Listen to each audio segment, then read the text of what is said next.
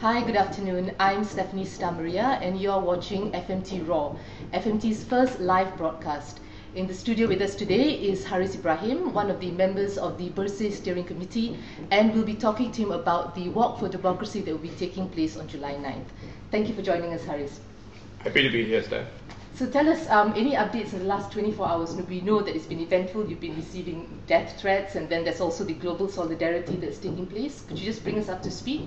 Yeah, I think everybody woke up yesterday to this shocking news that Dato' Amiga had received death threats through SMS. She wasn't the only one. Quite a few of the other steering committee members also received them. Police reports were made at the Jalan Travis police station, but quite honestly, we don't think the authorities will be able to identify the culprit or culprits behind this. Let's move on from the death threats. I don't think we're going to be troubled by it. We're very happy to announce that a global solidarity effort has whipped up support from Malaysians overseas. I can confirm now that we have the list that we have. Cities that are involved. We have global solidarity coming from Korea. They will be joining us on the 9th of July at the Malaysian High Commission in Seoul. In Australia, 3 cities, Canberra, Melbourne and Sydney, will be supporting us. Japan in Osaka. USA, 3 cities, Los Angeles, San Francisco, New York City. Latest confirmation today, we also have Honolulu, Phnom Penh. We have inquiries from Singapore, and I've also been told that our brothers in Sabah, in Kota Kinabalu, will be joining us on the 9th of July with their own solidarity efforts. So I think in the last 24 hours, this has been extremely good news. Today, we've had some rather disturbing information that the police have been harassing the Party Socialist Malaysia efforts in Johor, Tangkak, I think it is. They've been harassed about the distribution of Bersih leaflets, which are really info leaflets and nothing else. I also think there was some online news a little earlier today about also police interference in Jelebu, with efforts to, I think, if I'm not mistaken, either leafleting or some meeting or something in Jelebu. So that's really what's been happening over the last 24 hours. Are you expecting the police interference to sort of pick up as the date grows closer? Well, we are hoping that they will realize that Malaysians want this rally to go on, and we are hoping that they will begin to understand their functions, which is really to afford us the best facility to enable the rally to proceed smoothly on the 9th. We'll have to just wait and see. Okay. Right. Were you expecting the kind of responses that you had from the global solidarity? I mean, the number of countries have picked up. Was that something expected? Well, I won't say I'm altogether surprised. I think nations overseas, since last year, there are about 1 million Malaysians overseas who have woken up to this realization that that's a huge voting bank out there. Yeah. So there's an increased awareness about the role they can play in the democratization of the country. They've kept a very close watch as to what's happening at home, and quite frankly, I'd have to say that when we were in Bangkok, when I was in Bangkok to speak to Malaysians recently, we've been keeping in touch with Malaysians in Australia and in London. I was there last year.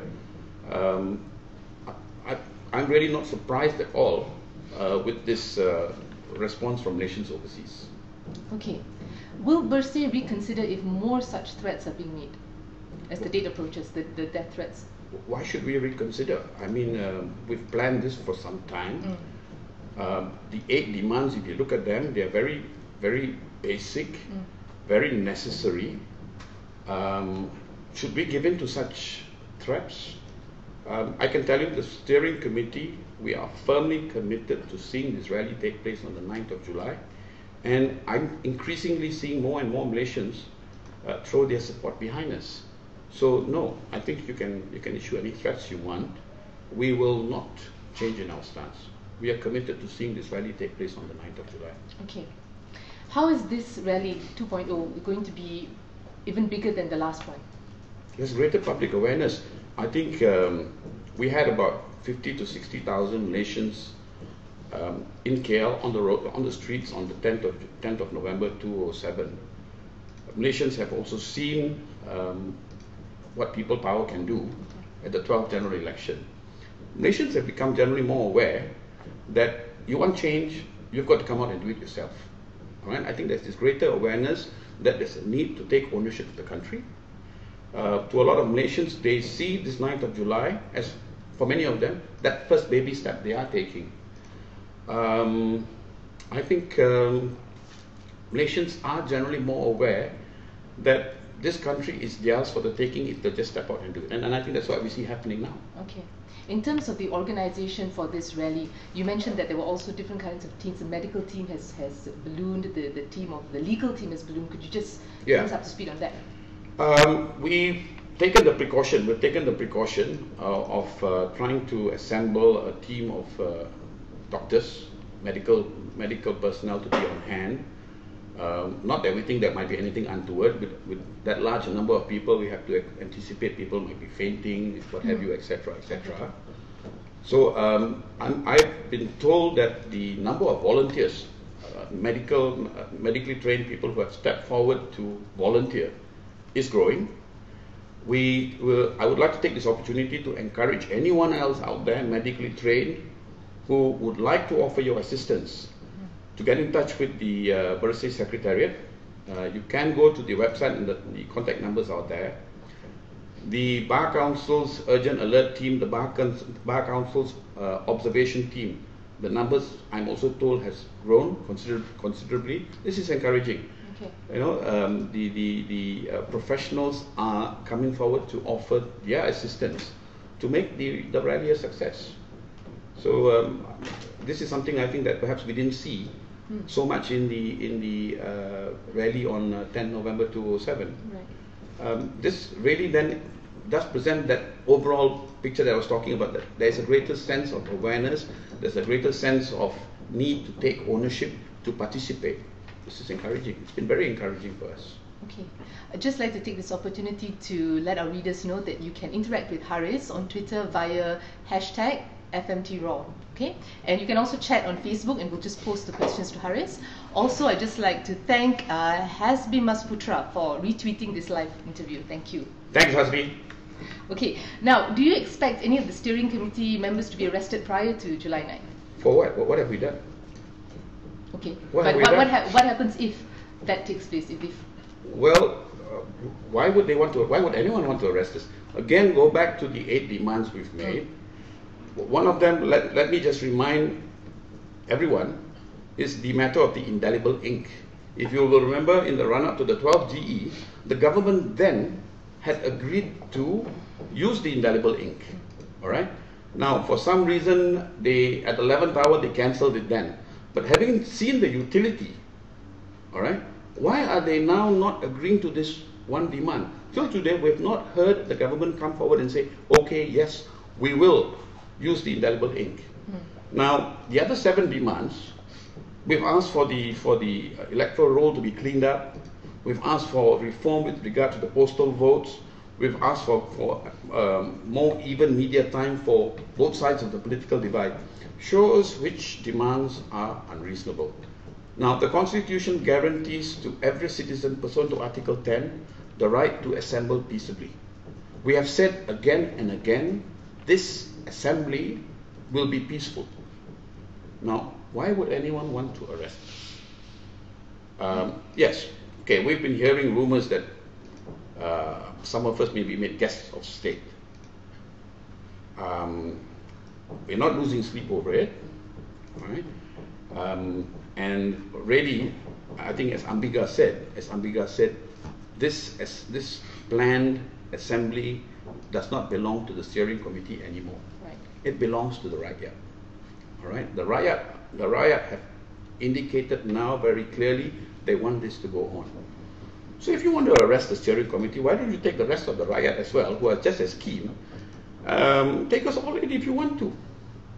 You know, because it's no longer just the steering committee. We are merely now facilitating this for a huge corpus of people who want to be out there to be part of this call for free and fair elections. Okay. All right? You want to arrest this? Take the whole bunch in.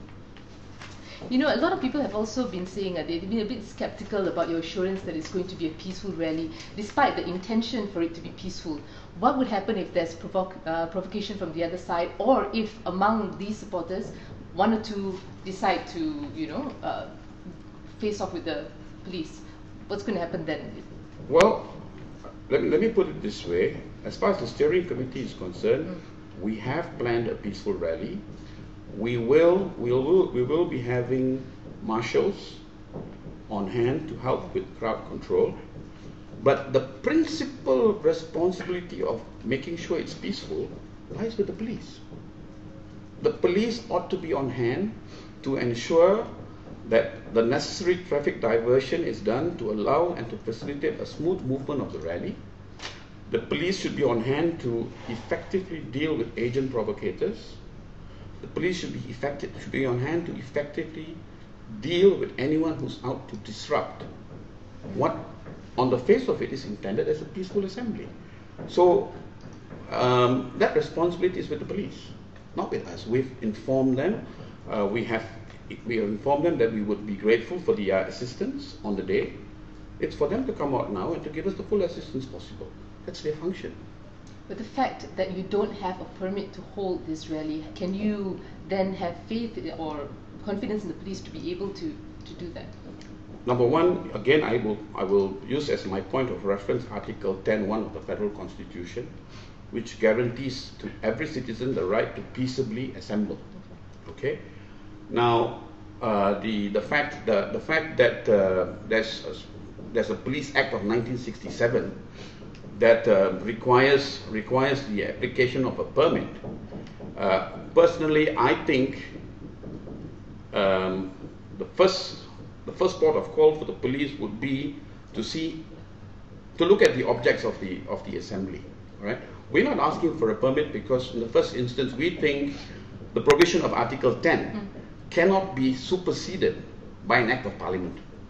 Now, the framers of the Constitution gave to us, the citizens, the right to peaceably assemble. And we have said our intent is to do precisely that, to peaceably assemble. Now, the police have their specific duties. And I'm saying, this is how many of us feel, the provisions of the Police Act cannot displace a constitutional guarantee. All right? So we're out there, we're going to try to peaceably assemble, and we will be looking to the police, whether there is an application for a permit or not, to do their duty according to the law. Okay. I think we are entitled to expect that of the police force that is supposed to serve the rakyat and not anybody else. Okay. All right. I'm going to read off a couple of tweets. Shazwin Naso, I'm sorry, I hope I pronounced that right. Thanks a lot for promoting Haris's interview. And Dan Lee via Facebook has asked, Haris, do you think there will be preemptive actions taken by the police by making arrests of Bersih Committee before 9th July? And what do you think will be the response of the rakyat if that should happen? Well, we've been hearing this for the last few days. That there may be the possibility of preemptive arrests. I think even the Deputy IGP had alluded to something like this. On behalf of the steering committee, I'm going to say we're not losing sleep over this. We are not deterred by any of these rumors. We hope that the authorities will not resort to such undemocratic means to silence the legitimate voice of the rakyat. And the impression I get from a lot of people who've been calling us, voicing support, is that if there is such a preemptive move, we might actually see a doubling of the numbers on the street. Just like, you know, some members of the public were rather resentful of some statements, inflammatory statements made by someone who Nasri calls a clown. Nasri alluded to him. I think we all know who he's talking about, this clown. But that clown statement incensed a lot of people. And a lot of people who otherwise were saying, you know, they might not be at the rally, are now saying, give us the t-shirts, we'll be there. So in the same way, I think if there is a move to detain any or all of the steering committee members, I think there will be sufficient numbers of the public who will see this as an attempt to derail what is essentially now rakyat driven, and we might see the numbers increase. So right now, any form of opposition towards you will actually help you then? Well, forward, yeah, I suppose you can see it that way. Okay. You can see it that way. Thank you, Ibs. Okay. Question of Bersih's neutrality. Are you anti-government? Am I anti-government? Is Bersih anti-government? Bersih stands for free and fair elections. Okay. If the government stands for free and fair elections, we're not anti-government. If the government is going to stand in the way of free and fair elections, we are anti anyone who's against free and fair elections. Am I anti-government? No. But I'm anti anyone who's acting contrary to the interests of the rakyat. Now, we've got 8 demands for reforms. I think they are legitimate demands. We have seen the post-mortem on the Sarawak state elections. It was corruption upon corruption upon corruption. All right? If the government is going to wake up to the need to clean up, to effect these reforms, why would anyone oppose this government? Bersih has said again and again, we are for free and fair elections. We are not pro-Pakatan Rakyat, we are not anti-Barisan Nasional, we are pro-reforms. And we will work with anyone who will work with us for these reforms. Please note that we sent an invitation to all political parties on both sides of the divide. BN parties, non-BN parties. It's not our fault that PN parties, for reasons best known to them, chose to stay away from this initiative. But the door is still open to any and all. I mean, Gerakan, I've been hearing some of the Gerakan leaders say, yes, they see utility. Come out, join us. You know, I read somewhere in one of the online news portals today, MIC youth were talking about joining UMNO youth. I mean, UMNO youth may not be seeing eye to eye with us. We respect their right to peaceably assemble. We hope they'll respect ours. But how can Bersih be anti-government when all we are pushing for is the largest possible involvement by the widest possible segment of all the rakyat, be you from BN or opposition, to come join us on the 9th of July. Push for reforms. You also mentioned that, or rather, Dr. Amiga mentioned that the time to have conversations with the Election Commission has passed. Could you just elaborate on that? Why? Yeah, well, after our launch on the 19th, the chair of the EC, in trying to urge us to call off the rally, had suggested first that we were using them as scapegoats, and that they were prepared to talk to us. Now, I think Ampi had also mentioned that the EC had intimated to the Bersih Steering Committee in one of our meetings that they had made their own recommendations to the government, and that had fallen on deaf ears, right? Which is why I think Ampi at the launch made it quite clear that we don't blame the EC entirely, all right? Now, the EC having already disclosed that to us, to now want to engage us in further discussion, where is it going to take us? Bearing in mind that we also keep hearing rumors that the 13th general election could be upon us at any time. Are we going to wait? Are we going to further engage in discussion? When I think on the face of it, the 8 demands are quite plain. All right, there's nothing ambiguous about what we've asked for. Engages in further talks to what end? It's a very simple yes or no. Rakyat want this. Can you give it to us?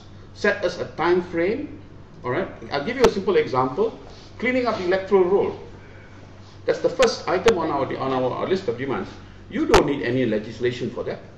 Set up an RCI. We've been seeing RCIs over more stupid things like VK Lingam and all. All right. Give us an RCI to look into the cleaning up of the electoral roll. Appoint to that commission people whom we have confidence in. All right. And we can get that jump started in what? By next week? By next weekend? Show us your sincerity. All right.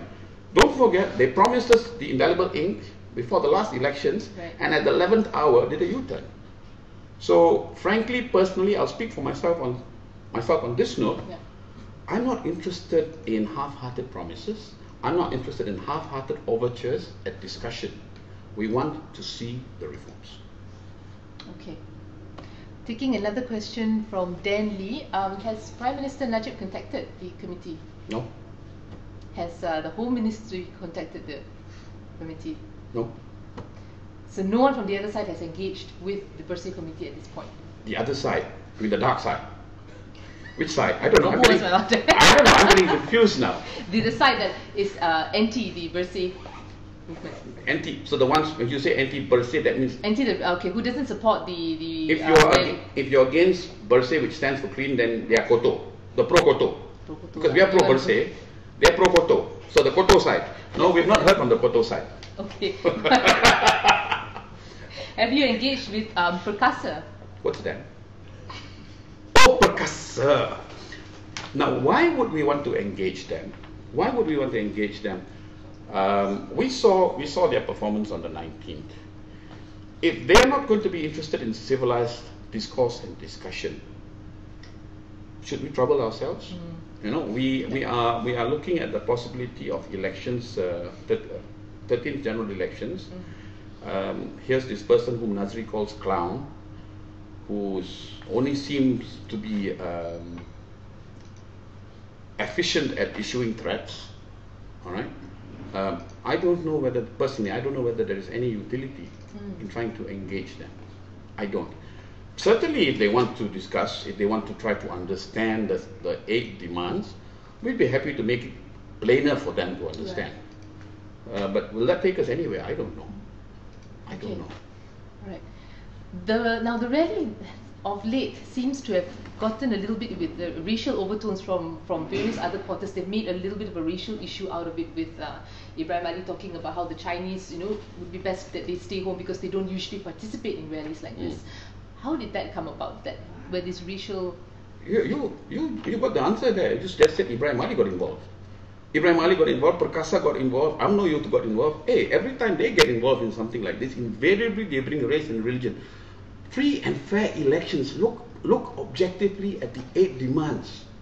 It's got nothing to do with race, it's got nothing to do with religion, it's about democratizing this nation. As you yourself said, how did the race creep into it? Ibrahim Ali, Perkasa, that's it. That's it. I mean, they haven't got anything else to attack the 8 reforms on. So like we've seen over the last few years, when things get too difficult to handle, race and religion is brought into the equation. But I'll say this, Malaysians are more mature. Malaysians don't respond the way Ibrahim Ali would like them to respond. I think they've got more access to information. They're not so easily swayed by race rhetoric. Thank God. Okay.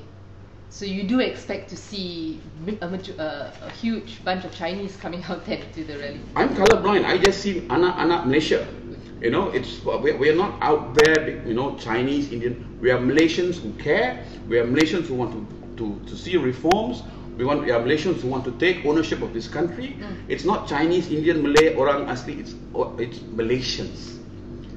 That's the crowd that's going to be out there on the 9th of July, Malaysians. And how big are you anticipating this crowd to be? Certainly significantly bigger than what we saw in 2007. The student movements have gotten on board, and we should be seeing a sizable number coming from the student bodies. From our NGO organizations that are part of the Bersih umbrella, we've been tracking the numbers that they are confident of mobilizing. I think 10 November 2007, we had about 60,000 who finally made it to the palace. I think we can very confidently expect to see certainly a doubling of that number. Okay.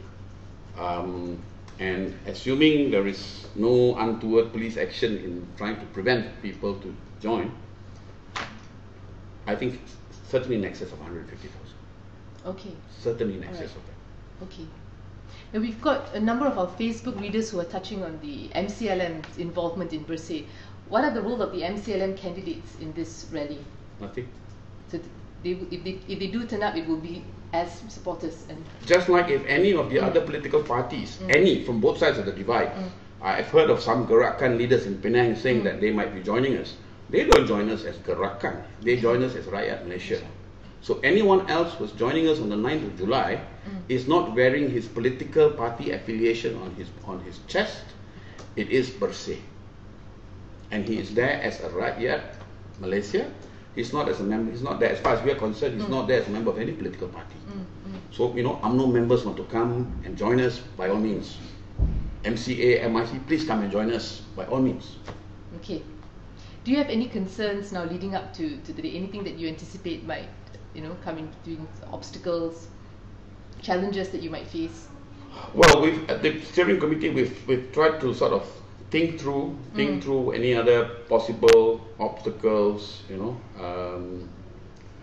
I don't think there's anything that we've not thought about. You mentioned just now the possibility of preemptive arrest. We've thought that through. We are determined to go on with this. From the outset, we have said we are not applying for a police permit, which is why I find it very curious that the Home Minister keeps saying that they are not issuing a permit. Oi, if nobody asks for a permit, we don't expect to get one.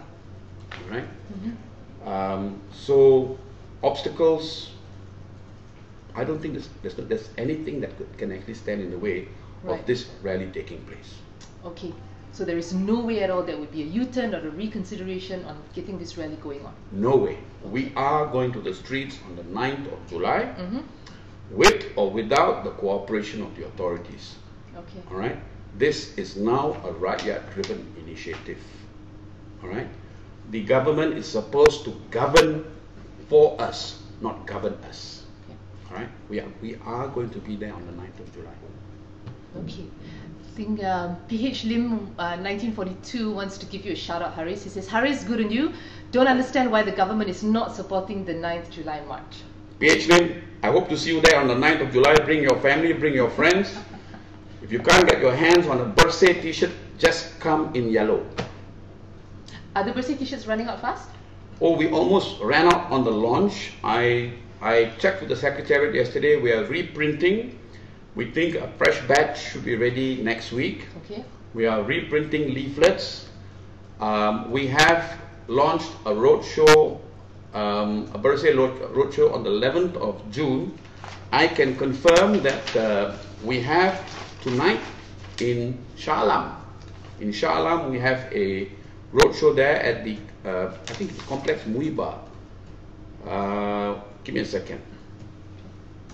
Yes, it's at the Complex Muhiba, Jalan Tauge 24/17, Persiaran Sultan, Section 24 Shah Alam. That's tonight. Tomorrow it's Kuala Selangor at the Dewan Asam Jawa. And also tomorrow JB at the Pusat Aduan Rakyat Kempas, Taman Dahlia JB. And on Sunday, the famous Sungai Siput where Sami Bello lost. That will be at the Dataran PSM, also 8:30 p.m. Okay. All right, and these are roadshows, forums that are being organized by Bersih. It's to inform the Rakyat, to help them to better understand why we are pushing these 8 reforms and the real issues that we've been seeing over the last, the by-elections, the last general election, the latest Sarawak state elections, the evidence of cheating, vote buying, to share it with them. The Rakyat must know this, and so this is underway. This is underway. Okay, I understand a couple of nights ago that one of the traders who was selling your t-shirts in Sungai Merab in Kajang, was it? Yes. Yeah, he was stopped by the police, and were t-shirts confiscated?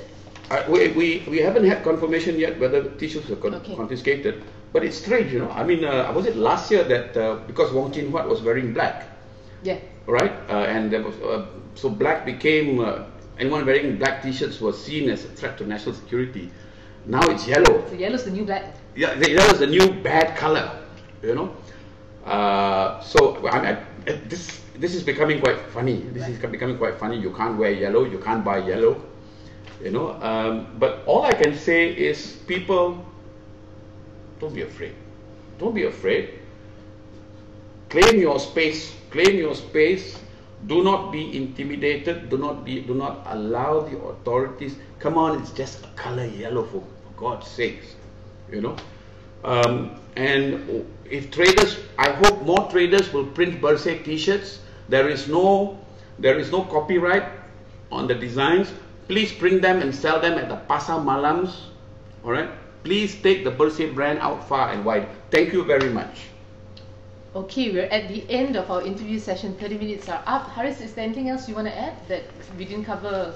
You know, I just want to say this, that I hope as many of you out there who are asking yourselves whether you should or should not come out, please make the time. This is an important rally. It is about sending a message out to the authorities that the elections that is required to be held pursuant to the terms of the Constitution is our election. It is the facility that in fact gives the Rakyat the power and the platform to decide who runs the country, how they run the country, all right? And that right should not be taken from us.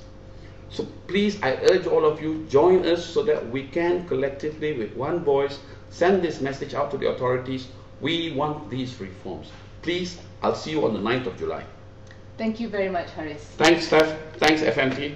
Thank you very much for joining us. Join us again next week. We're looking at having YB Fuzia Saleh to talk about the rare earth refinery in Kuantan. Thank you. We'll see you next week.